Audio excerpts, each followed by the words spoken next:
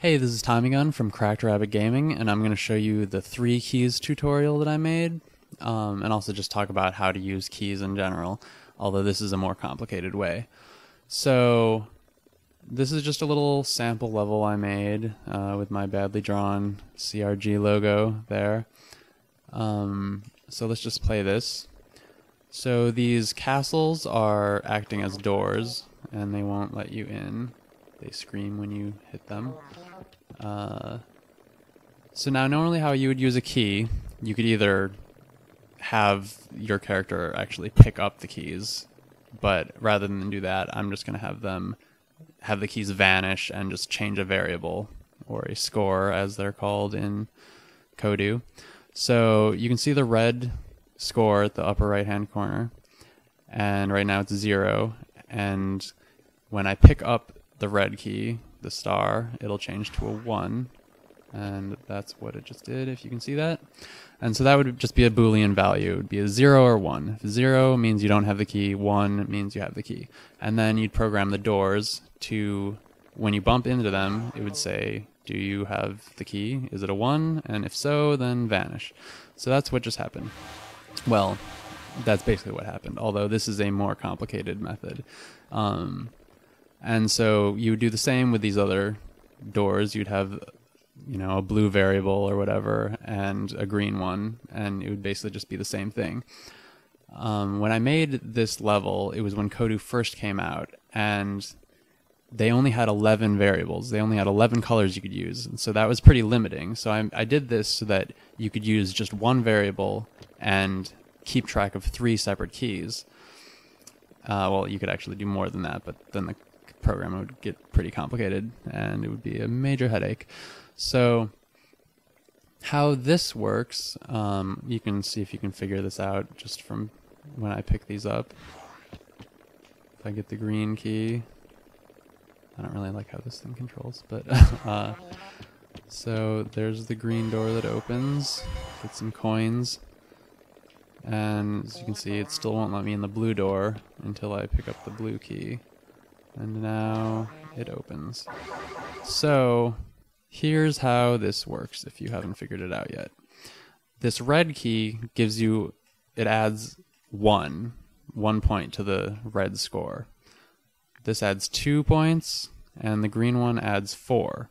So if you have just the blue key, then you have a 2.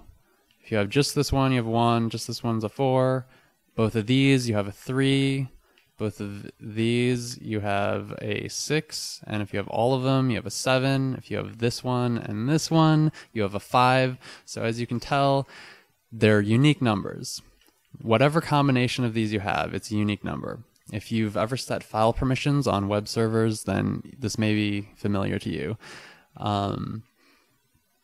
So the code on these keys is really simple. It's just score a point in this case and then vanish, but the complicated stuff is on these doors. And so not here, but when it bumps into the cycle, then it screams, and then here's where it checks to see if you have the correct key. So the red key is a 1, so quite simply, if the score is 1, then vanish, or if it's 3, that would mean you have the first 2 keys, then vanish.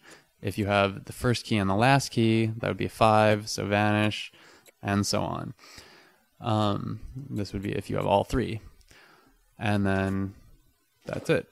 So you can basically just copy that code over to this and then just modify these values. And I'm not going to go through all these numbers again. I'm sure you've caught on by now. So that's pretty much it. There's really probably no reason to do this now since they've added 26 more variables, A through Z. And I probably wouldn't use the colors either unless you want them, if you want the player to see which keys they currently have, then you might want to do that. But I would probably just assign this R for red, B for blue, G for green as the variables. And of course, then what you can do is make these doors creatable, and then you can add them anywhere you want in the level, and the code would already be there. So it would be really simple to do that. I think that's about it. These are all creatable objects as well with sound effects. No reason to go into that. You can download this tutorial. It's just called the 3 keys tutorial, 3 as in the number right there. And, you know, copy the code or whatever. Again, you probably don't need to use this complicated technique for this since you have so many more variables with patch 1, but you might want to play around with it anyway.